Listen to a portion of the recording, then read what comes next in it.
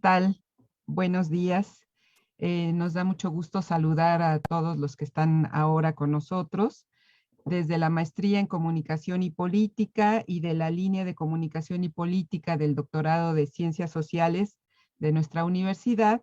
Tenemos el agrado de presentar a la doctora Ana Teresa Gutiérrez del Cid para hablarnos del actual conflicto en Ucrania, un tema que despierta el interés de nuestra comunidad académica. Les presento a la doctora, es doctora en Relaciones Internacionales por la UNAM, profesora del Departamento de Política y Cultura en la UAM Xochimilco, especializada en el análisis de temas internacionales. Ha desarrollado líneas de investigación centradas en la geopolítica energética mundial posterior a la Guerra Fría, con énfasis en las nuevas estrategias político-militares de los Estados Unidos, así como en la situación actual de Rusia y de su ámbito de influencia en Asia Central y en el Cáucaso. Actualmente, su trabajo de investigación se centra en la Rusia postsoviética, economía, Estado, sociedad y política exterior, así como los cambios en la geopolítica mundial contemporánea. Muchas gracias, doctora Ana Teresa, y estamos muy contentos de escucharla. Muchas gracias, doctora Reina. Un gusto también estar con ustedes y pues creo que es muy buena esta iniciativa de ver las causas del actual conflicto en Ucrania y Rusia, porque el problema es que los medios corporativos, platicábamos con la doctora Reina, están nada más señalando las consecuencias de lo que sucedió desde mucho tiempo atrás. Y eso es lo que yo quisiera plantearles para tener un panorama mucho más completo de lo que sucede. Y bueno, si me permite la doctora compartir pantalla para empezar. Muy bien, muchas gracias. Voy a poner la presentación. ¿Se ve ya? Muy bien. Voy a agrandar los cuadros. Muy bien. Bueno, el contexto actual, ¿no?, del conflicto en Ucrania. Y sí quiero enfatizar las causas porque, pues sobre todo en Occidente, tomando como parámetro pues los países de Europa y Estados Unidos, han hecho toda una infodemia y realmente narrativas increíbles al respecto, y por eso pues creo que es importante que en los medios académicos y en general demos una visión retrospectiva. En primer lugar, quisiera decir que, bueno, la metodología en la que me baso es en la competencia económica entre las transnacionales. Por eso, esta lamentable situación, que nadie va a aplaudir la guerra, que hoy se vive en Europa y el mundo, puede parecerse a la situación que propició la Primera Guerra Mundial, porque ya no existe la Unión Soviética y Putin de ninguna manera es un líder socialista. El país se desintegró lamentablemente y hoy es un país capitalista, y ya no es el combate por una ideología, sino por intereses comerciales y geopolíticos. La Primera Guerra Mundial, pues sabemos que tuvo lugar cuando Alemania, a partir de su unificación en 1871, construyó una sociedad industrial que pues avanzó rapidísimo con respecto a Inglaterra y a Francia, que ya llevaban 200 años por lo menos de desarrollo capitalista, pero necesitaba, por lo tanto, mercados en el exterior para sus, en aquel momento no eran transnacionales, eran monopolios, e intentó alterar el reparto del mundo que ya existía a favor del Reino Unido y de Francia. Ahí también entró Estados Unidos a combatir finalmente a Alemania. La Rusia zarista se salió y empezó la revolución bolchevique. Y si nos vamos a la Segunda Guerra Mundial, fue causada nuevamente por una Alemania fortalecida industrial y militarmente, además con una gran sed de venganza, porque realmente el Tratado de Versalles la puso de rodillas, quitándole industria, armamento y muchos otros ejército, y cargándola con una serie de reparaciones de guerra que tenían a la población en un estado deplorable económicamente. Y sin embargo, los préstamos estadounidenses del Plan Dawes en 1924 y el Plan Young en 1933, cuando llegó Hitler al poder, pues fortalecieron la situación y le dieron a la población incluso este carro del pueblo, ¿no? El Volkswagen. Pero aquí la ayuda estadounidense fue precisamente para enfrentar a Alemania, que buscaba otra vez mercados, enfrentarla contra un país socialista que era la Unión Soviética. Hoy no existe eso y vamos directamente a la actualidad, ¿no? El fin de la bipolaridad, cuando se desintegró la Unión Soviética, trajo una redefinición de intereses de las grandes potencias capitalistas y sobre todo de Estados Unidos, ¿no? Y desencadenó un nuevo reparto geopolítico de esferas de influencia desde el umbral del siglo XXI. La bipolaridad consolidó un orden geopolítico producto de los acuerdos de la segunda posguerra. Efectivamente, tanto después de la Primera Guerra Mundial como de la Segunda Guerra Mundial, los vencedores se sentaron en la mesa y se dividieron nuevamente esferas de influencia entre ellos. Sin embargo, la caída de la Unión Soviética pues fue la caída del orden de Yalta y Potsdam, y la caída del muro de Berlín pues generó también la caída de este orden de la segunda posguerra, y se inició una nueva lucha sin haberse sentado a la mesa los líderes ganadores. Supuestamente se inició una nueva lucha entre las potencias mundiales, Estados Unidos y Alemania básicamente, por el espacio exsoviético. Pero toda la totalidad del orden geopolítico mundial entró en cuestionamiento. Hubo manos libres porque ya no existían las camisas de fuerza que representaban la existencia del orden mundial bipolar. Y como sabemos, Estados Unidos conquistó literalmente, conquistó Irak en 2003 y puso un representante que era estadounidense antes de llevar a cabo elecciones. Previamente había atacado a Afganistán y tiró al gobierno talibán, acusándolo de ser quien albergaba a Osama Bin Laden, que según ellos fue el que tiró las Torres Gemelas, ¿no? Entonces, la desintegración subsecuente del bloque soviético y después de la Unión Soviética misma le dio un fuerte impulso a este proceso iniciado con la caída del muro de Berlín. Ahora vamos a la actualidad, viendo lo previo es como la metodología del conflicto.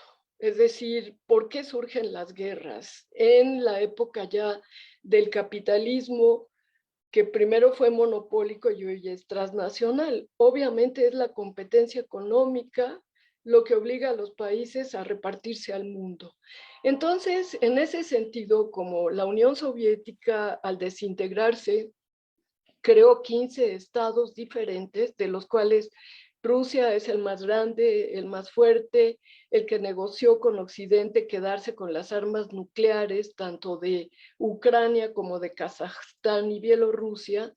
Entonces, tenemos así que se dio esta situación de que entró al mundo capitalista, a la economía capitalista en calidad de dependencia. Fue verdaderamente terrible el gobierno de 2 periodos de Boris Yeltsin, del año 1992 al año 2000, en que Rusia cedió posición tras posición, y aunque se le había prometido a Gorbachev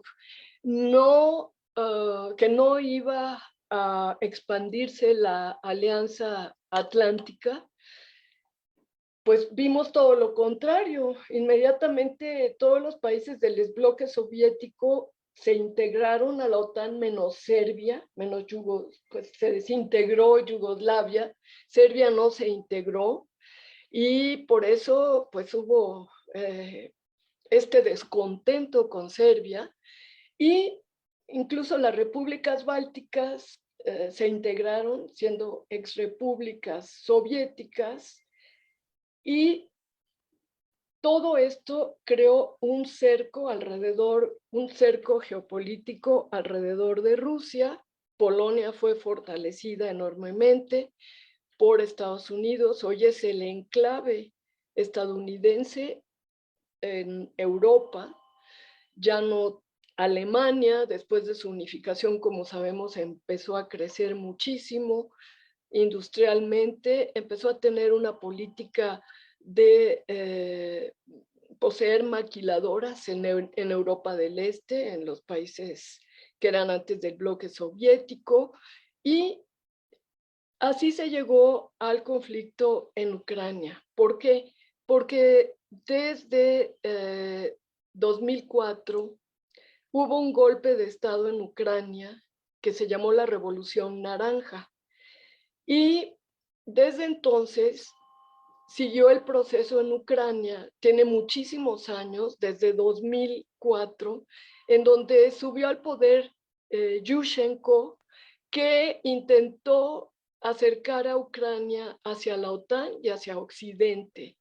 Pero pues esto muy pronto decayó, y en 2010 subió al poder Víctor Yanukovych, que era del Partido de las Regiones, y este líder tenía en cuenta la etnicidad ucraniana. Ucrania está constituida por rusos ucranianos, como sabemos, étnicamente rusos ucranianos de habla rusa, y ucranianos que hablan ucraniano, perdón, pero es que si ves a un ucraniano y a un ruso no hay diferencias étnicas, y húngaros, también tienen una minoría húngara. Entonces, sin embargo, Víctor Yanukovych fue defenestrado por un golpe de Estado en 2014, de esto hablaré más adelante. Y bueno, ¿cómo llegamos a la situación de hoy? Porque desde el golpe de Estado en Ucrania, pues ha habido la petición de Ucrania de integrarse a la OTAN. Le han dicho que no. Sin embargo, Estados Unidos sí ha mandado grandes cantidades de armas a Ucrania. Incluso ahora estaba oyendo en las noticias que se descubrió, ahora que está avanzando esta operación rusa en Ucrania, se descubrieron como 26 o un poco más laboratorios en donde Estados Unidos, el Pentágono, estaba produciendo virus de cólera, de difteria, de neumonía, y también se descubrió un documento en que en marzo iba a ser, el gobierno ucraniano iba a atacar a las repúblicas autoproclamadas, hoy reconocidas, de Lugansk y Donetsk, que son las repúblicas de habla rusa, de etnia rusa, y la idea era recuperar también Crimea. y se le dio pues las seguridades al presidente Zelensky, que me imagino que no era suicida, que se le iba a apoyar, pero se le apoyó nada más con armas, pero enfrentarse al ejército de Rusia fue un total despropósito debido al tamaño de Rusia y también a las armas que se han construido desde pues poco tiempo, hará unos 4 años, las armas hipersónicas y bueno, una serie de armas que son, digamos que únicas, según el gobierno de Rusia, en el mundo. Entonces tenemos que la petición ante esta situación que empezó a agravarse desde finales del año pasado, el gobierno ucraniano comandando al ejército ucraniano y a los batallones neonazis que existen en Ucrania y de los cuales no se habla en Occidente, han estado atacando a las repúblicas autoproclamadas y bueno, desde 2014 que surgen estos batallones ya como enclaves del gobierno ucraniano, ha habido más o menos 14,000 bajas civiles, hombres, mujeres, niños atacados por estos batallones y por el ejército ucraniano. Entonces, la petición, en este año hemos visto en las noticias que Rusia tuvo un encuentro, el presidente Vladimir Putin con el presidente Biden, sobre el estatus neutral de Ucrania. Es lo que pedía Rusia, que le dieran por escrito seguridad de que Ucrania no iba a convertirse en un miembro de la OTAN. Y después hubo otra cumbre, Rusia-OTAN, pero las peticiones fueron las mismas, no aceptar a Ucrania en la OTAN. ¿Y cuál fue la respuesta de Stoltenberg? El secretario general de la OTAN dijo que las puertas estaban abiertas, no dijo cuándo, porque no la han admitido y difícilmente ahora la van a admitir, pero no respondieron a la petición del gobierno ruso y bueno, siempre desde que se desintegró la Unión Soviética ha habido una actitud de bastante desprecio al gobierno ruso. A la Unión Soviética se le respetaba mucho más en su momento durante la bipolaridad. Incluso hemos visto en el campo del deporte, la Unión Soviética competía con su bandera, con su himno, arrasaba con las medallas, pero ahora hasta en el ámbito del deporte se le ha quitado la posibilidad a Rusia, sobre pretexto de que usan esteroides, de participar con su bandera y con su himno. Entonces tenemos así que la hostilidad de Occidente hacia Rusia ha crecido muchísimo y ante esta petición pues no lo tomaron en serio. Igual el presidente Biden dijo que eso no tenía ningún sentido, dar una garantía escrita a Rusia y tenemos así que se profundiza la crisis en Ucrania al grado de que vimos como el presidente Zelensky, previo a la invasión de Rusia, dijo que incluso podía tener armas nucleares y Rusia y Ucrania sí tiene competencias, aunque entregó los misiles, tiene competencias, tenía Chernobyl, tiene partes del complejo militar industrial soviético, sí podía crearlas, y también el hecho de que aseguró que no iban ya a respetar los acuerdos de Minsk. Esto también es muy importante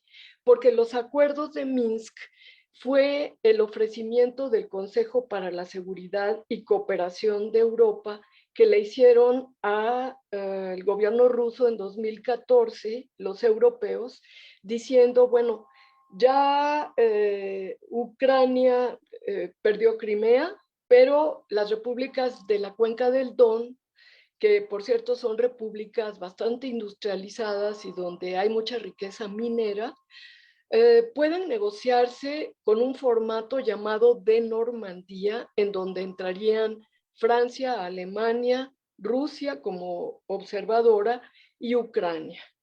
Pero ya Zelensky, después de 8 años de esperar esta resolución, que empezó en Bielorrusia, en la capital de Bielorrusia, en Minsk, después de 8 años, pues Zelensky dijo que ya no respetaba los acuerdos de Minsk, que eso era el fin de Ucrania. ¿Y por qué le interesaba tanto unificar el territorio ucraniano a Zelensky? Porque la OTAN no admite a miembros, a países miembros, si no tienen todo su territorio controlado. Y como no controlaba las repúblicas del Donbass, entonces por eso pues quería lanzar, ahora ha salido, como decía, este documento en donde en marzo iba a darse ya el ataque a las repúblicas del Donbass por parte del ejército ucraniano, lo cual era una guerra civil, y Rusia se adelantó a esto al oír que Zelensky rechazaba el memorándum de Budapest, donde se había comprometido Ucrania a no tener armas nucleares. Entonces, pues ya centrándonos en toda esta geopolítica de la zona, tenemos que la crisis de Ucrania tiene varios niveles de significado, pero en el plano geopolítico se trata de si Europa seguiría desarrollando lazos económicos y políticos más profundos con Rusia de los que tenía hasta antes de la operación rusa, que eran bastantes, e incluso antes de la reabsorción de Crimea había una muy buena relación, sobre todo entre Alemania y Rusia. O si Estados Unidos tomaría medidas más agresivas para reducir la velocidad, dar marcha atrás y potencialmente romper la creciente relación económica de Europa y Rusia. Y es lo que vimos con todas estas provocaciones del proyecto antirruso creado en Ucrania, que por cierto no es gratuito. Y aquí lo que hemos visto, y bueno, también lo vemos en nuestro país, organizaciones estadounidenses que son organizaciones de guerra, son, la CIA no son parte formal de la CIA, porque la CIA tiene ciertos códigos, pero sí son instrumentos de guerra. La creación de la USAID y del Carnegie Endowment for Democracy, el Instituto Republicano también que creó John McCain, son instituciones gubernamentales estadounidenses que empezaron a crear el proyecto antirruso, dando mucho dinero a organizaciones no gubernamentales en Ucrania y empezando a generar esta situación de oposición, primero al gobierno ucraniano de Yanukovych, que había ganado las elecciones, pero en 2004, pero que favorecieron la llegada de Yushchenko, y después el mismo gobierno de Yanukovych, que ganó en 2010, porque no trajo nada bueno el gobierno de Yushchenko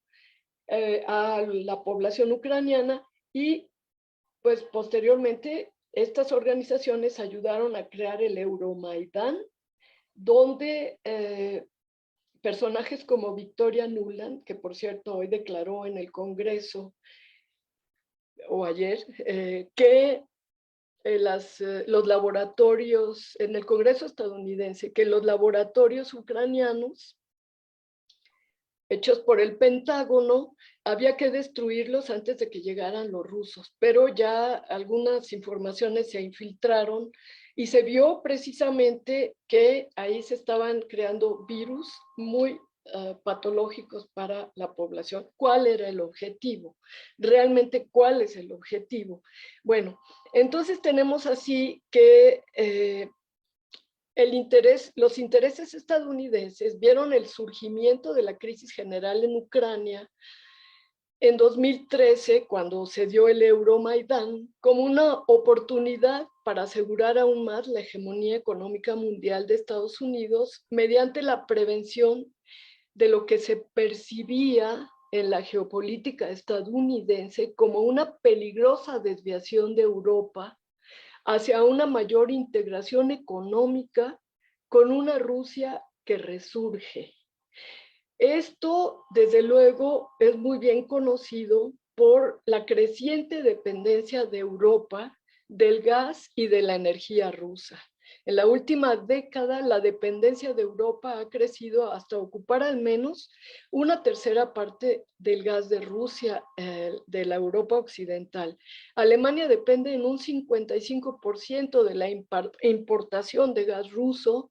Por eso hoy ya hubo un deslinde entre Alemania y Estados Unidos, que primero el canciller alemán, el nuevo canciller alemán, Olaf Scholz, estaba totalmente de acuerdo con todo lo que decía Estados Unidos con respecto a Rusia y a las sanciones que le han impuesto, y hoy ya hubo un deslinde diciendo que su economía no aguantaría una semana sin el gas ruso. Y por lo tanto, además, las economías de Europa del Este, estas que son tan hostiles a Rusia, como Polonia, como la misma Ucrania, son totalmente dependientes del gas ruso. Pero esa dependencia energética es solo la punta del iceberg que se veía en 2014 de una creciente dependencia económica mutua entre Rusia y Europa. Comercialmente, Alemania es el mayor socio de Rusia. Entonces tenemos que el conflicto en Ucrania en 2014, con el derrocamiento, como les comentaba, del presidente Yanukovych en ese país, y la incipiente guerra civil entre la Ucrania nacionalista y el sureste con población étnicamente rusa, el gobierno del presidente Vladimir Putin en ese momento, recordemos, realizó un referéndum entre la población de la península de Crimea, pero previamente a esto, porque era otro país, los líderes de de Crimea hicieron un referéndum en donde el 97% votó a favor de la reincorporación de Crimea al territorio de Rusia. Y es que la población, salvo un pequeño número, una minoría de tártaros, la población es rusa. El gobierno ruso, ¿por qué llegó a esto? Esto fue una dolorosa decisión para el gobierno ruso en el sentido de que llevaba muy buena relación con Alemania y con la vieja Europa, como le llamaba Rumsfeld, el secretario de defensa de George Walker Bush. La vieja Europa, Francia, Alemania e Italia, tenían, como decía, muy buena relación económica con Rusia, y Rusia no quería, dado que se estaba integrando al mercado capitalista mundial, no quería perderla. Pero el gobierno ruso y el sector militar que apoya a Putin, y que es todo, ¿no? O sea, realmente el sector militar desde la Segunda Guerra Mundial tiene una gran injerencia en la política rusa, pues temían que en Crimea, perdón, una vez derrocado el presidente Víctor Yanukovych, se aceptara una base militar de la OTAN, y pues la reabsorbieron, como recordamos, a Crimea, y por esta acción Estados Unidos y la Unión Europea empezaron a sancionar a Rusia. Desde luego que la buena relación con Angela Merkel se perdió, porque bueno, para Alemania pues es muy sentida desde los nazis, ¿no? Desde la desnazificación en Alemania, pues adueñarse de otro país para ellos es muy, de territorio de otro país es muy sensible. Y bueno, por las presiones también de Estados Unidos, desde luego, y pues se echó a perder la relación. Sin embargo, siguieron comprando el gas ruso, ¿no? Aquí tenemos el territorio de Ucrania. En esta parte del sureste de Ucrania están las repúblicas del Donbass, Donetsk y Lugansk. Y aquí está Crimea. Bueno, tenemos así que hasta antes de 2014, el comercio de importación y exportación de Alemania, Italia y Francia con Rusia, en varias categorías, pues crecía significativamente, incluyendo la producción y exportación de equipo militar. El desarrollo y exportación, por ejemplo, si recordamos, de 2 portahelicópteros que Rusia le había pedido a Francia, nunca fueron entregados por la sanción económica de Estados Unidos en contra del banco más grande de Francia, que pues le impuso 9,000 millones de dólares. Entonces nunca fueron entregados los portaaviones. Y además, las propuestas de Estados Unidos para proveer a Europa de gas natural licuado es otro indicador de su intento por apartar a Europa fuera de la fuente de abastecimiento ruso. Es decir, para los intereses estadounidenses, el hecho de que la Unión Europea, porque también la Unión Europea es bastante hostil a Rusia, dependan del gas natural.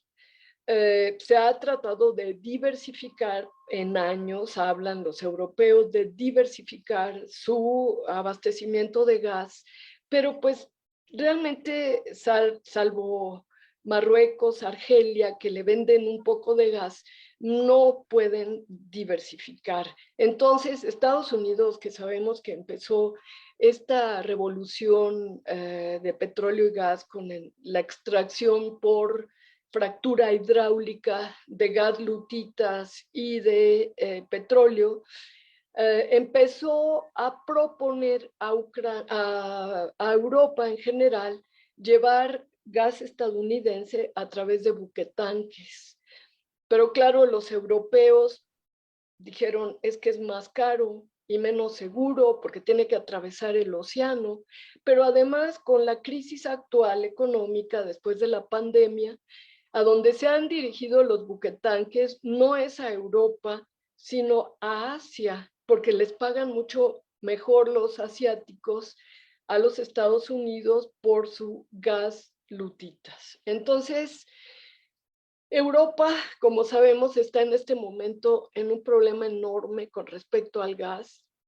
Los ingleses, los alemanes tienen que elegir, los españoles también, tienen que elegir entre comer o comprar calefacción, o sea, comprar gas para la calefacción. Hay una situación muy dura que no le importa a los gobiernos y a las hegemonías de la Unión Europea y de Estados Unidos. Realmente lo que menos les importa es la población, ¿no?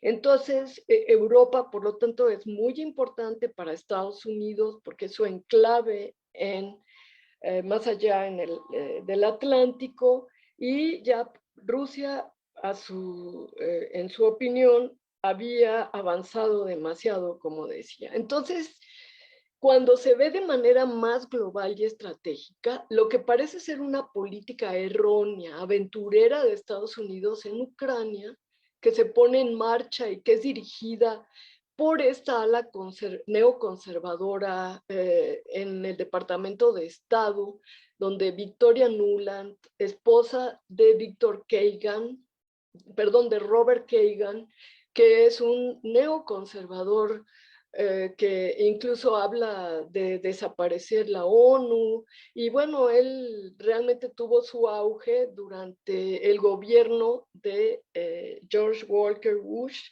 cuando se quería imponer el nuevo siglo americano. Según Estados Unidos, el siglo XXI iba a ser el nuevo siglo americano, ¿no? Entonces, desde 2014, en realidad hay una intervención planificada y la respuesta por parte de los intereses de Estados Unidos al avance ruso en Europa.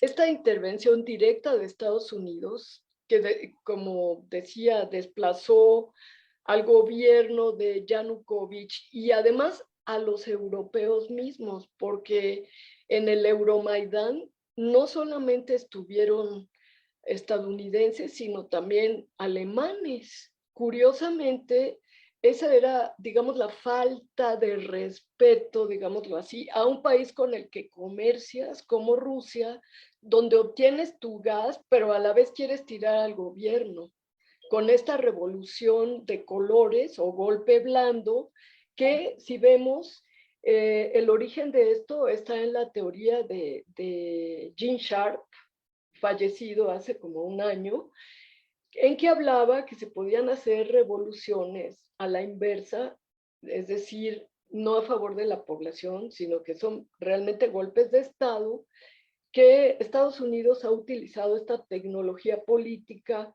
para tirar gobiernos que no le son afines. Por ejemplo, en Georgia en 2003, en Ucrania en 2004, en Georgia fue la revolución rosa, en Ucrania fue la revolución naranja en 2004, posteriormente la de tulipanes en Kirguistán, que fracasó, y en Irán era la revolución verde, pero también fracasó, y en Rusia también querían imponer a los opositores inflados por Occidente con dinero occidental, como es Navalny, que lo han hecho un héroe en Occidente, pero que en realidad ahora está en la cárcel por haber llevado a cabo movimientos en contra del gobierno ruso. Entonces tenemos así que después de pues este golpe de Estado en Ucrania, bajo el nombre de el Euromaidán, desplazó al candidato alemán que era Klitschko, que hoy es alcalde de Kiev, y puso a Arseniy Yatsenyuk, que era un hombre directamente de Estados Unidos, ¿no? Entonces, esta fue la respuesta política de Estados Unidos a posibles cambios estratégicos a largo plazo en Europa. ¿Y qué mejor manera de poner a Europa completamente de vuelta en el ámbito económico estadounidense que precipitando una crisis política en Ucrania que llevara a Rusia a un conflicto militar prematuro y directo con el Occidente? Bueno, esto está pasando desde entonces, desde 2014, y hoy se ha cristalizado en una operación militar. Los neoconservadores y los demócratas intervencionistas como Obama, que pues supuestamente son muy demócratas, pero utilizan la intervención militar también, han invertido mucho en hacer de Putin el político más detestado en Occidente, un dictador, para justificar una gran inversión en nuevos aparatos militares y en costosas operaciones de propaganda como a la que asistimos hoy. La política exterior de Estados Unidos, por lo tanto, no se desarrolla por la voluntad del presidente. Ni Trump ni Biden han hecho esta línea. O sea, un republicano y un demócrata no dictan las condiciones de la política bélica y exterior de Estados Unidos, ¿no? Sino que es el Deep State o Estado profundo, que consiste en el estado de seguridad nacional permanente, y aunque hay diferencias notables entre las facciones rivales, en cuanto a Rusia hay unanimidad. No hay prácticamente ninguna voluntad en el liderazgo político de los dos partidos para mejorar las relaciones con Rusia, porque este país bloquea la expansión de Washington hacia el este. Por lo tanto, Rusia debe ser derrotada. Los oponentes de Trump en aquel momento, dentro de la clase política, insistían en que dejara de apoyar a Rusia. Al principio Trump decía que no quería, si recordamos, no quería problemas con Rusia porque el verdadero enemigo de Estados Unidos era China. Y aquí él estaba apelando a la visión de Kissinger. Kissinger planteaba el balance de poder. De hecho, es lo que hizo con China este balance de poder de acercar más a China con Estados Unidos para que no se acercara o se separara más de la Unión Soviética en su momento. Y pues esta política le dio muy buenos dividendos a Estados Unidos y a China. A Estados Unidos productos baratos, grandes ganancias a sus transnacionales, y a China le dio lo que ellos no pensaban, la tecnología occidental, que hoy han incluso mejorado, ¿no? Entonces tenemos así que la idea de Trump era acercarse a Rusia para convencerla de que le ayudara a combatir a China. Un pensamiento un tanto infantil e ingenuo, porque con Rusia, China ya, pues ambos tienen una alianza estratégica desde 1996, que se ha ido profundizando en la medida en que Estados Unidos atacó a Afganistán y a Irak, y han creado lo que se llama el Grupo de Shanghái, que es la Organización para la Cooperación de Shanghái entre China y Rusia. Y por lo tanto, cuando sube Biden, vuelven a la política de Zbigniew Brzezinski, polaco-estadounidense, que asesoró al gobierno estadounidense desde Carter. Y pues, ¿cuál es la visión de Brzezinski que hoy han abrazado los demócratas intervencionistas? Es pues separar a Rusia en más fracciones, es destruir la integridad territorial de Rusia y poner gobiernos a modo, como lo hizo en Ucrania desde el golpe de Estado. Entonces, hoy lo que vemos es la cristalización otra vez de la política de Biden, pero la operación les ha fracasado totalmente. Como decía, Alemania hoy dijo, no podemos dejar de comprar gas ruso. Y la verdad es increíble, nosotros que estamos en este continente, cómo están buscando a Venezuela. Después de que de la nada se proclamó Juan Guaidó como presidente de Venezuela, con todo el consenso de Washington. Y hoy pretenden obtener petróleo de Venezuela. Esto y de Irán, el otro gran enemigo de Estados Unidos. Bueno, la verdad es el fracaso de la estrategia estadounidense por una parte. Y por otra parte, pues también no han logrado separar a China y a Rusia. Y bueno, lo que vemos acá es realmente que la estrategia de Brzezinski no les está dando los frutos que esperaban, ¿no? Pero lo que sí se ha dado desde 2014 son las sanciones de Estados Unidos a Rusia. Ya con Biden en el poder, le tiraron, digamos, a su asesor de seguridad nacional, que era Flint, porque lo consideraban muy prorruso, a pesar de que la estrategia era aliarse temporalmente con Rusia para después atacar a China, no por amor a Rusia ni mucho menos, ¿no? Entonces, el Congreso de Estados Unidos en ese momento obligó a Trump a bloquear el comercio ruso con Europa.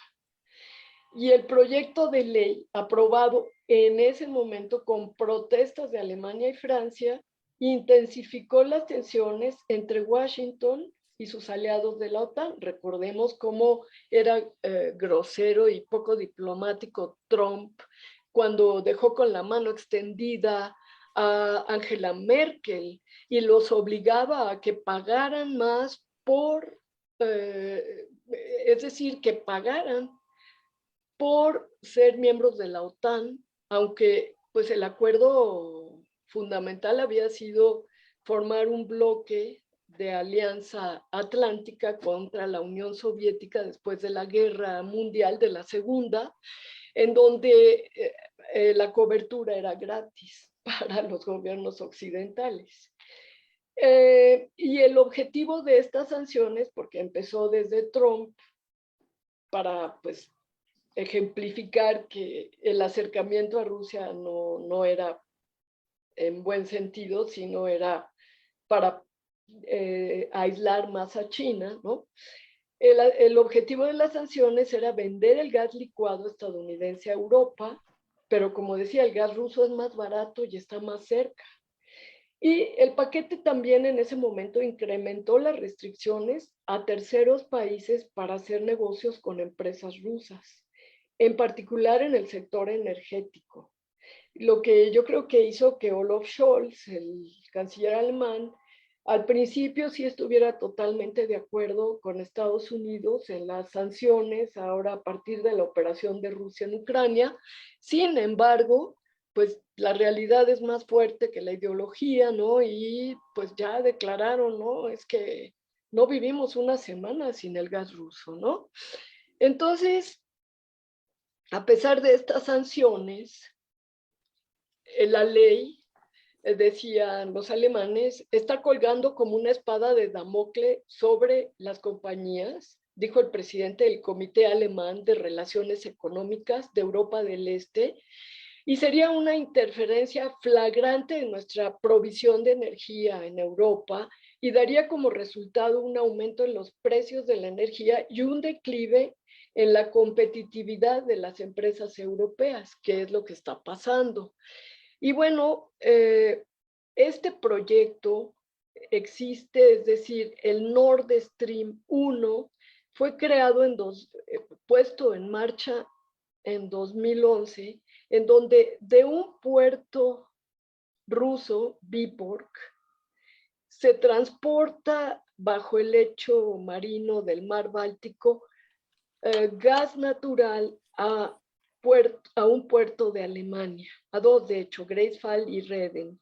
Entonces tenemos así, y Oberhau, entonces tenemos así que a pesar de las sanciones, siguió funcionando el Nord Stream y Alemania, gracias a esto también, ha podido seguir incrementando pues toda su industria. Ahora bien, a pesar de las sanciones del Congreso estadounidense a Rusia, ya se había planeado el Nord Stream 2 desde 2015 y las autoridades de Alemania entregaron los permisos para su construcción que buscaba elevar la seguridad energética de la Unión Europea. Según la misma Alemania, la compañía Nord Stream 2 AG obtuvo el permiso de construcción y operación del gasoducto en la zona económica exclusiva de Alemania. Esto se informó y, pues miren, se empezó a construir. Y el Nord Stream 2 va de otro puerto ruso, Ust-Luga, a otra vez a Greifswald y ya está construido. Y paradójicamente o coincidentemente, y tal vez no es coincidencia, cuando ya estaba construido, ya estaba en revisión y certificación por el gobierno alemán, pues se recrudece el conflicto de Ucrania y al parecer esta era una forma de llevar a cabo su plan económico de no permitir que funcionara el Nord Stream 2. Y lo que sucede es que aquí sí pierde Europa, porque no solo es Gazprom, sino las alemanas E.ON y BASF, la anglo-neerlandesa Shell, la austriaca OMV y la francesa Engie, firmaron el 4 de septiembre de 2015 un acuerdo para construir la transportación de 55,000 millones de metros cúbicos de gas al año. Está el Nord Stream 2. El secretario de Estado en ese momento, Mike Pompeo, que me parece que estaba a la derecha de Trump, dijo, bueno, siguiendo las direcciones del Deep State, dijo que su país y Ucrania harán sus mejores esfuerzos para detener un proyecto de gasoducto entre Rusia y Alemania. Trabajaremos juntos para frenar el proyecto Nord Stream 2, que socava la seguridad económica y estratégica de Ucrania y la soberanía de los países europeos que dependen del gas ruso. Bueno, esto por lo tanto era la crónica de una guerra anunciada, ¿no? Afirmó Pompeo tras una reunión en aquel momento con Pavel Klimkin, que era el secretario de Relaciones Exteriores de Ucrania. Y tenemos así que desde Trump se empezó a propagandizar en sus viajes a Europa. Trump llegaba primero a Polonia, sobre todo en un viaje que hizo a la cumbre del G7 en Hamburgo, en Alemania, y les prometió crear esta iniciativa de los tres mares, recordando al líder polaco entre guerras, que temía mucho a Rusia y a Alemania por razones obvias, ¿verdad? Finalmente Polonia fue dividida, este país que había surgido en 1924, después de la Primera Guerra Mundial, fue dividida entre la Unión Soviética y Alemania y desapareció como país. Y entonces hoy Trump, por eso apoya tanto, bueno, el gobierno estadounidense, no importando quién esté, porque Polonia tiene un odio enorme contra Rusia y pues dicen los polacos, ¿a quién matarías primero? ¿A un alemán o a un ruso? Y entonces contestan, a un alemán porque es el deber y a un ruso porque es el placer. O sea, imagínense, es una nación, pues sí, constreñida entre dos potencias. Entonces, esta visión del intermarium comprendía Bielorrusia, aquí está Bielorrusia, desde Estonia, Letonia y Lituania, y Bielorrusia, además de Ucrania y Polonia, recordando a el reino postpolit, Reich postpolit, que existía en el siglo XV y que desapareció por las invasiones alemanas y rusas, y por eso se intentó dar un golpe de estado en Bielorrusia también blando en 2020, si recordamos. Querían imponer a Tijanovskaya, que quería orientar la economía bielorrusa hacia el occidente. Y pues que entrara la OTAN, al igual que todos estos países, y que Ucrania también lo hiciera. Entonces, bueno, en suma, Polonia junto con Ucrania, Estados Unidos y otros países se manifestaron desde el principio contra el funcionamiento del Nord Stream 2, pero incluso contra la construcción. Polonia, además, sí tiene que perder, al igual que Ucrania, porque perderían las tarifas de tránsito que paga Gazprom por pasar por sus países, por un oleoducto y un gasoducto de la época soviética que también atraviesa Ucrania. Y reciben más o menos 3,000 millones de dólares al año. Ambos países tienen la intención de competir con Gazprom, sobre todo Polonia, y llegar a sustituirlo en el creciente mercado europeo del gas. Entonces tenemos así que pues Rusia tradicionalmente ha abastecido a estados europeos, ¿no? Pero aquí tenemos la cumbre del Intermarium en Varsovia, en su momento, con Trump, prometiendo que ellos les llevarían el gas. Y bueno, nada más quisiera concluir presentándoles que Polonia está construyendo una estrategia para convertirla en el nuevo centro de energía de Europa Central para reemplazar el gas ruso, que sería con el gas que viene de Estados Unidos. Y este es el corazón del proyecto de los tres mares, la nueva terminal de gas natural licuado que fue construido a un costo de $1,000 millones y que puede aceptar 5,000 millones de metros cúbicos de gas por año, alrededor de 1/3 del consumo anual de gas de Polonia, e intenta aumentar esta cantidad. La estrategia exige hacer de Polonia un centro de gas natural para Europa Central al unir Polonia con Lituania, Ucrania, Eslovaquia y la República Checa a través de interconectores.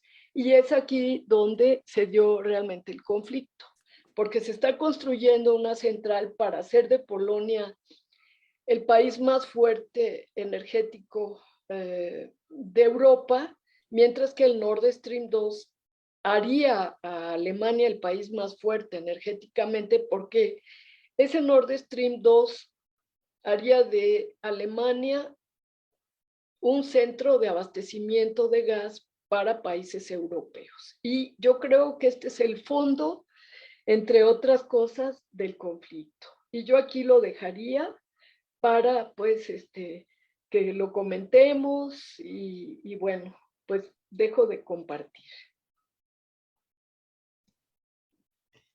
Muchas gracias, doctora Ana Teresa. Muy interesante, ¿no? El panorama que planteas, porque realmente da la visión de lo que es el meollo del conflicto, ¿no? No esto que nos presentan sobre todo los medios tradicionales, ¿no? No solo en México, sino en varias partes del mundo, y vemos realmente cuál es el fondo del asunto, ¿no? Un fondo mucho más económico, ¿no?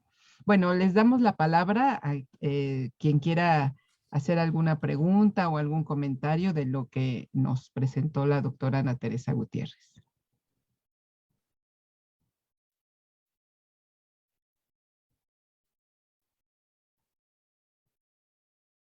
Bueno, en lo que se animan, yo sí tengo una pregunta. Ah, ya está Carmen.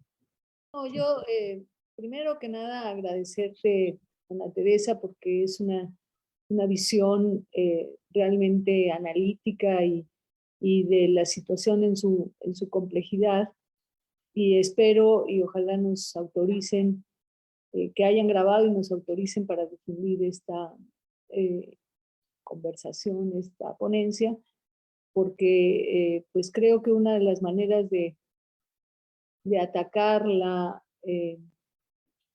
pues, la ofensiva ideológica tan fuerte es con información, ¿no?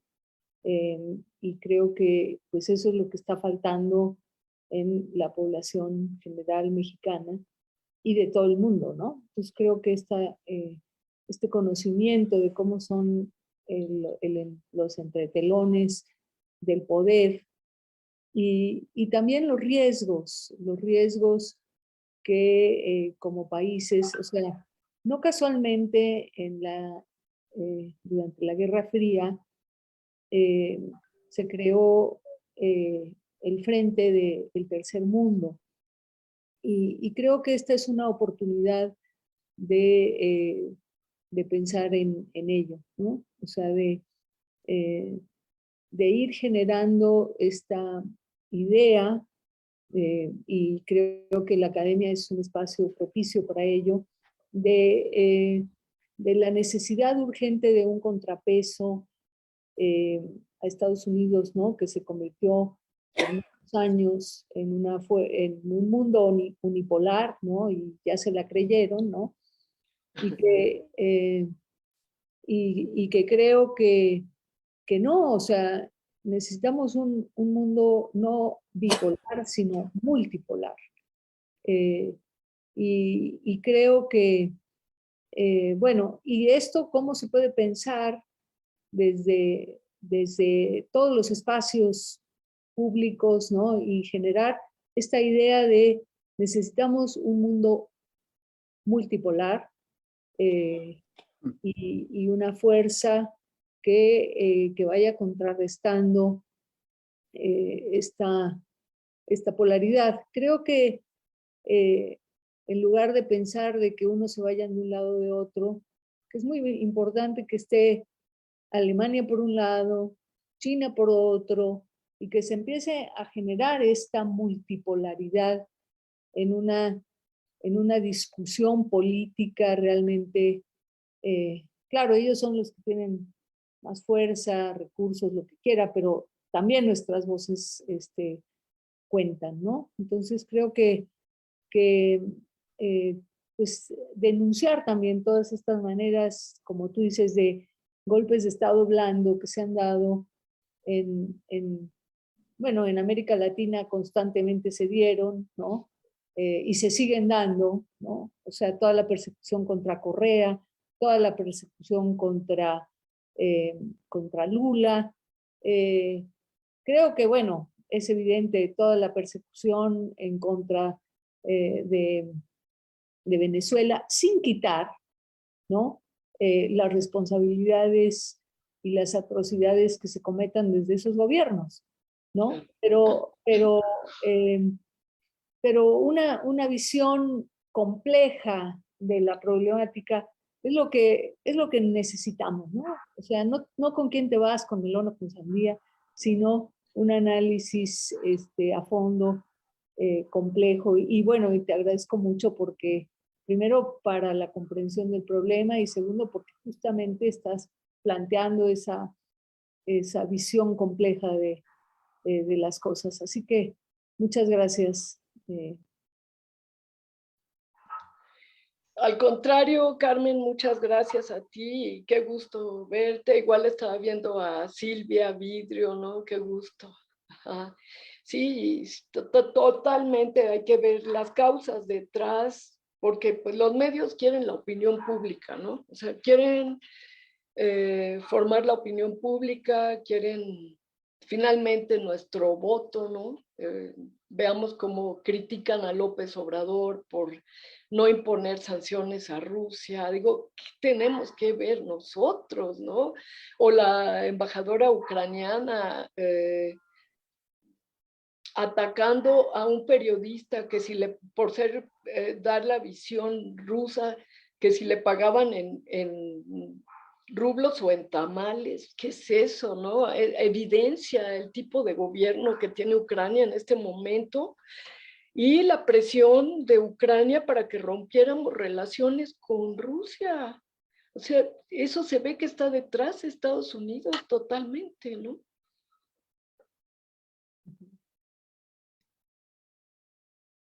Sí, muchas gracias, Carmen. Nos dice Maggie que tiene mala señal, pero que le gustaría que ahondara sobre la figura de Vladimir Putin, de los empresarios rusos, los llamados oligarcas y la llamada mafia rusa, y adicionalmente la relación de Rusia con Siria y los nuevos centros de narcotráfico con el Criptagón. Eso sí, no le entendí lo último. Los nuevos centros del narcotráfico con el Criptagón. Uy, eso sí ya está muy avanzado. Pero bueno, lo que puedo contestar con respecto, ¿quién es Vladimir Putin? Bueno, pues es un liberal. Él trabajó con Anatoly Sobchak, que era totalmente proclive a la introducción del capitalismo en Rusia. Pero una cosa es ser liberal y otra ser entreguista. Vladimir Putin me parece que es un estadista y un patriota, porque él combatió a muchos oligarcas que fugaban el dinero a paraísos fiscales. Otro que se llama Mikhail Khodorkovsky, que quería venderle gas y petróleo a Estados Unidos sin consultarle al gobierno ruso.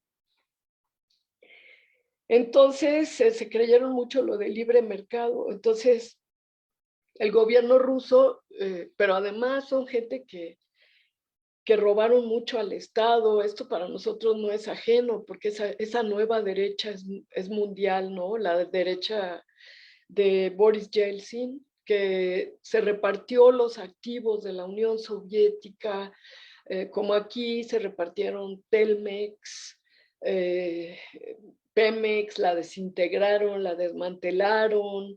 Creo que esa nueva derecha es totalmente mundial, es el neoliberalismo en pleno. En la Unión Soviética se quedaron con todos los activos más importantes como el gas y el petróleo, y Putin sí es nacionalista, yo diría, porque él a Khodorkovsky pues le sacó toda su historia, que había no solo robado, sino tenía asesinatos en su haber, y todo por cuestiones de la mafia, ¿no? Y pues claro que le quitó las empresas y las nacionalizó, pero sí apoya a los empresarios que invierten en Rusia. Es que los empresarios durante la época de Yeltsin eran llamados familia, pero no porque tuvieran la misma sangre de Yeltsin, sino porque eran una familia italiana como tal, una mafia que fugaba el dinero a paraísos fiscales. Nada raro, es lo que pasa en nuestro país o pasaba en nuestro país.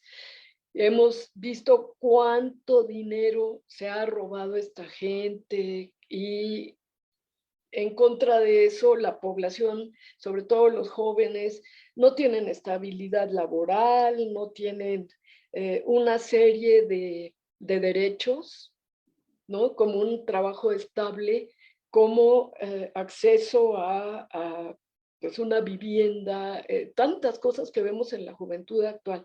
Con Yeltsin, el nivel de vida de la población bajó terriblemente. Los científicos nucleares se fueron, hubo una fuga de cerebros porque pues Yeltsin no los apreciaba. Era una cosa verdaderamente terrible. Entonces sí, la oligarquía rusa, la que surgió, Margarita, después de la caída de la Unión Soviética, es de temerse. Fue un saqueo brutal, un adueñamiento de los activos que construyó la población soviética desde la revolución. Y todo esto trajo como consecuencia pues la depauperación de la población. Murió 1 millón de personas por falta de acceso a veces hasta la calefacción. La población rusa estaba bajando a la tumba, no había nacimientos, los jóvenes no se querían casar, toda una desgracia que apenas se estaba revirtiendo hasta que Estados Unidos pues comenzó con esto de querer extender la OTAN hasta la frontera de Rusia y cercarla, ¿no? Entonces, estos oligarcas, los más entreguistas, los que fugaban el dinero, fueron encarcelados o se fueron del país, como el dueño del equipo Chelsea, creo que es Abramovich. Todos ellos se fueron o murieron en Gran Bretaña, como Berezovsky, y se ha tratado de poner un mayor orden en la economía. Entonces, en suma, Putin es liberal. Él ha criticado a Lenin, por ejemplo, pero yo diría, la Unión Soviética transformó a un imperio atrasado, supersticioso, fanático, la población empobrecida, y lo convirtió en un país pues con una industrialización muy importante. Y hoy ellos no serían lo que son sin la Revolución Rusa, ¿no? Yo diría, no sé si eso conteste tu pregunta.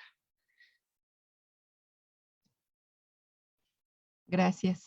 Yo tengo una pregunta. ¿Cuál sería tu hipótesis para el fin o para ver cómo continúa este conflicto? O sea, ¿le podemos ver algún fin? ¿Le podemos ver cómo se solucione? Porque sí, por una parte está esta presión importante de Estados Unidos y sus aliados, pero por otra, como dices tú, la realidad les impide llevar a cabo sus planes totalmente, ¿no? O sea, el que el gas que necesitan, sobre todo Alemania, Francia y otros, ¿no?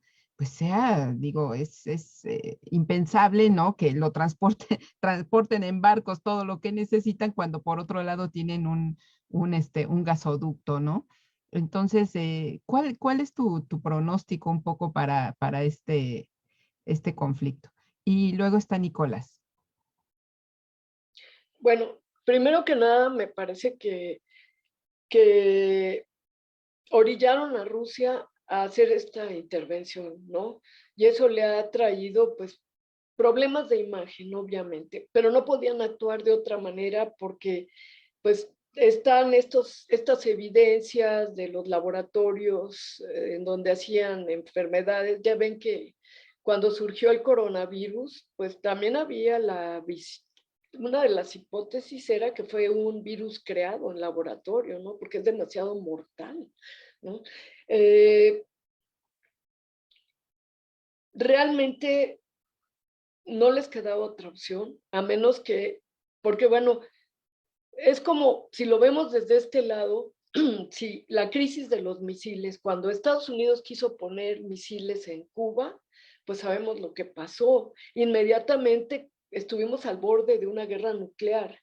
Y el hecho de que la OTAN pudiera entrar a Ucrania, donde Vladimir Putin dice que su línea roja de seguridad nacional sería poner misiles en Ucrania, porque está a 5 minutos del territorio ruso, llegarían los misiles en 5 minutos.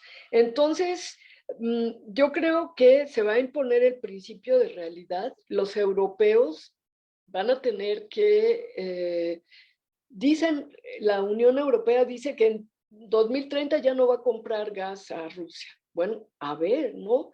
Porque ¿de dónde van a sacar el gas o se van a convertir en energías renovables? Pero pues no es tan fácil crear esa conversión tecnológica. Entonces yo creo que Ucrania va a quedar desnazificada, porque esa es una realidad.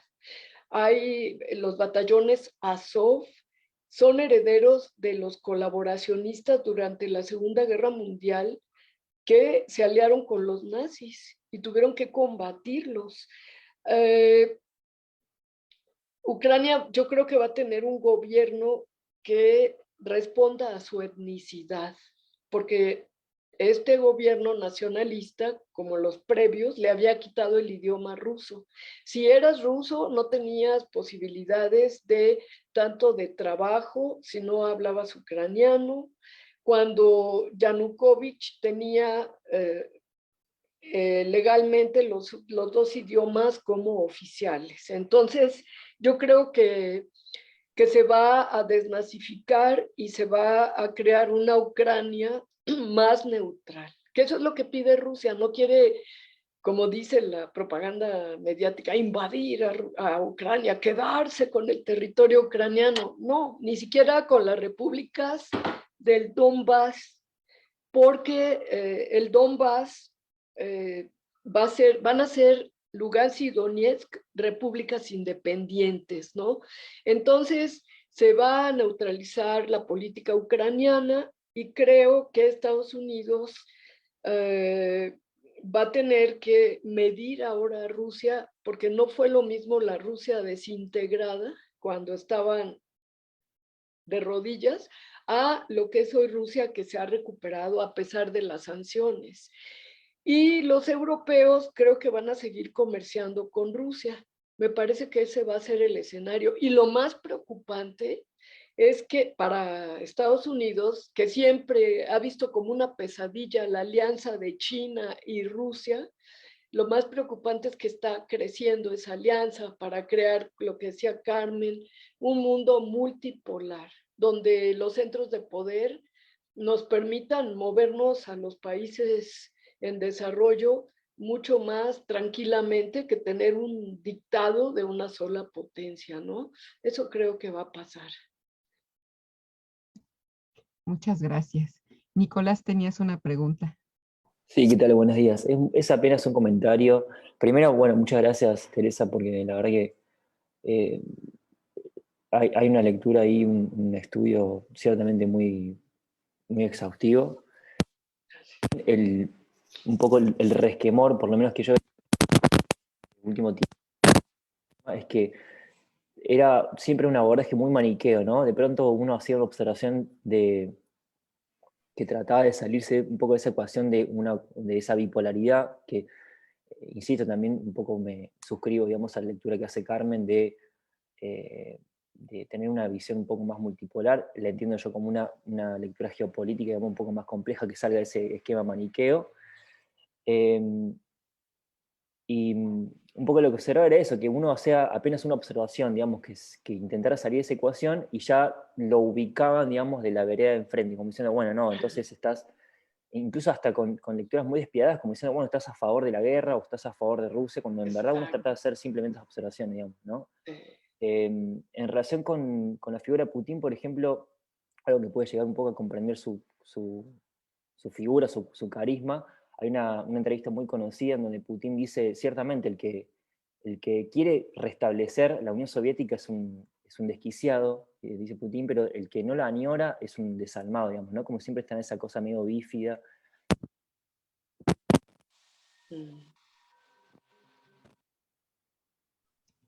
Perdimos tu sonido, Nicolás.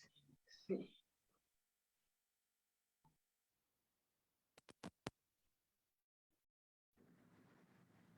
No te escuchamos. A ver si Sí, ¿no? puedes recuperar. ¿Ahora se escucha? Ya. Sí. Ahí está. Bueno, no sé dónde quedé. En la anécdota de Putin de añorar la Unión Soviética. Sí, bueno, como un poco para entender esa complejidad que tiene la figura de Putin, digamos, como tal vez cierta añoranza de la URSS, ciertamente, pero también como una impugnación de restablecer esa planificación económica, ese esquema político. Hay algunos datos que proporcionaba al principio Teresa muy interesantes, que tienen que ver, digamos, con esta lectura un poco más geopolítica, digamos, y contemplar la dimensión económica que ciertamente coadyuva, me parece, este escenario, que son, uno, por un lado, incluso son fuentes, digamos, del capital, por así decirlo, ¿no? O por lo menos más propensivas a tener lecturas amables con el imperialismo.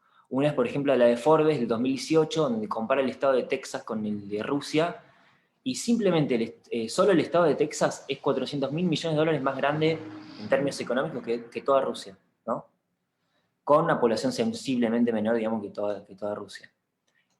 Otra fuente que encontré, por ejemplo, que también es parte de estos think tanks, digamos, del capitalismo, que es el grupo Clarín, que habla de las bases militares y los laboratorios, digamos, que impulsó Estados Unidos en Ucrania, con un aporte de 3.000 millones de dólares a partir de 2014 en la ciudad de Yavory, que es ahí a 50 kilómetros del oeste de Lviv, en Ucrania, ¿no?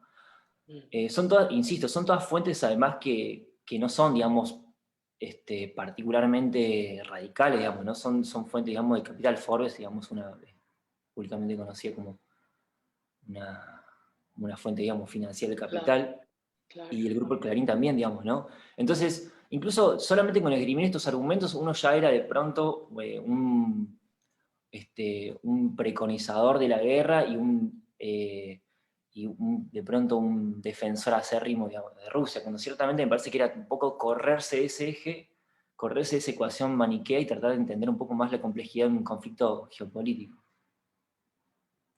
Totalmente de acuerdo. Y algo muy preocupante es que si vemos Sputnik, los medios rusos, RT, Actualidad RT y Sputnik han sido vetados en Europa.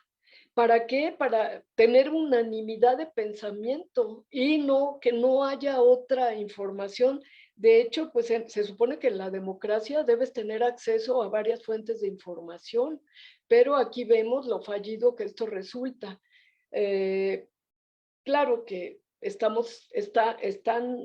el mundo, digamos, lo tiene en guerra Estados Unidos al suprimir estas informaciones que vienen de la otra potencia. Pero bueno, también hay que decir que me imagino que en Rusia, no lo sé, también están vetando a la CNN, pero no me queda claro, no lo sé, ¿no? Pero sí, efectivamente, no se trata de hacer un análisis maniqueo, sino un análisis desde la economía, ¿no? ¿Cuáles son las causas de esta guerra? Sí, y hay una parte bien interesante de lo que expusiste, que es esto de que la guerra no es ahora por medios ideológicos, sino por medios económicos, ¿no? Y sin embargo, la propaganda que existe borra absolutamente todo lo económico y lo remite a esto que estaba también comentando Nicolás, ¿no? De que no, volvemos a la Guerra Fría o incluso al macartismo, ¿no? Donde está una potencia del mundo libre, incluso como Biden retoma en su mensaje a la nación esas mismas palabras de Reagan, ¿no? O de otros mandatarios, ¿no? De volver a hablar del mundo libre y el otro, que sería en este caso Rusia, ¿no? El comunismo, ¿no? Con todos estos fantasmas de los dogmas ideológicos, ¿no? Volver a construirlos como un enemigo al que hay que atacar, al que hay que acabar, ¿no?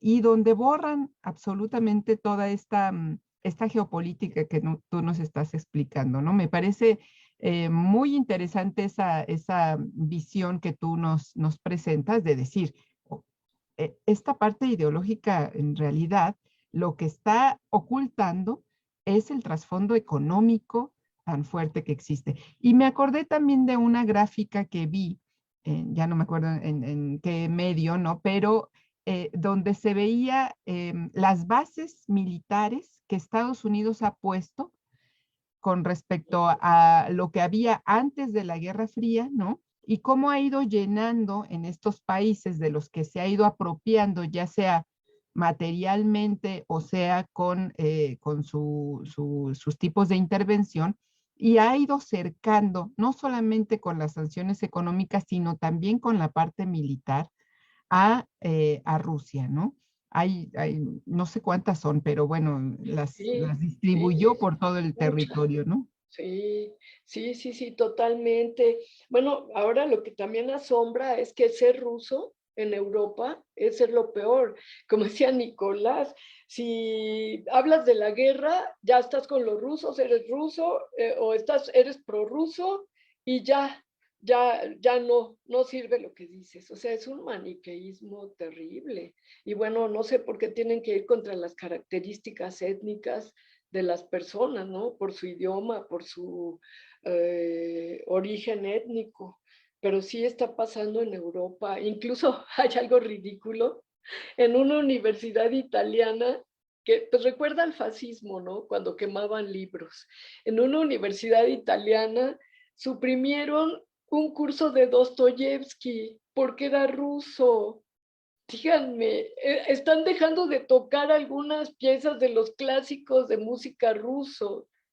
¿Pero qué es eso? Realmente estamos llegando a los niveles de la Alemania nazi, cuando había que quemar los libros, ¿no? Entonces es un irracionalismo terrible. Y es de lo que incluso la comunidad rusa en México se ha quejado de que los ucranianos los están hostigando. Y bueno, qué decir que a la embajada inglesa, embajada rusa en Inglaterra, no, en Irlanda, entró un camión, no materialista, pero sí un gran camión de entrega de alimentos y tiró la reja. Entonces, la opinión pública, pues en la guerra lo que necesitan es tener a la opinión pública de su lado, ¿no? Para justificar las acciones, pero lo más preocupante es esto, ¿no, Reina? Cómo volver a las categorías del pasado, es comunista, es la Guerra Fría, y yo creo que a propósito se oculta la verdadera cuestión, que es la económica. Yo creo que es a propósito, ¿no? Claro, sí, por supuesto, porque eso pues les implica tener, como dices tú, construirse la opinión pública a favor, ¿no? En cambio, viendo los intereses económicos no tendrían tanta aceptación, porque verían cuál es el fondo del asunto, ¿no? Pues no sé si hay más preguntas de los que todavía nos acompañan. Pues ha sido un gusto escucharte, comprender esta visión que tú nos presentas y les agradecemos a todos que hayan estado con nosotros, ¿no? y también a la Coordinación de Difusión Cultural de la UAM, que nos hizo favor de transmitirlo en vivo. Y pues esperamos tener oportunidad de platicar contigo otras veces. Muchas gracias, Claro Ana que Teresa. sí. Muchas gracias a ustedes. Un saludo a todos, a Carmen, a ti, Reina. Muchas gracias por la invitación. Que estén muy bien. Hasta luego. Gracias igualmente. Hasta luego. A todos. Gracias. Muchas gracias. Gracias, Ana Teresa, y espero verte pronto cara a cara, ¿no? Exacto. Sí, sí, sí. Ay, sí. A todos Espero ustedes, al gusto de verlos. Realmente. Nos vemos, Muchas Reina. gracias. Gracias. Oye, Reina, ¿será posible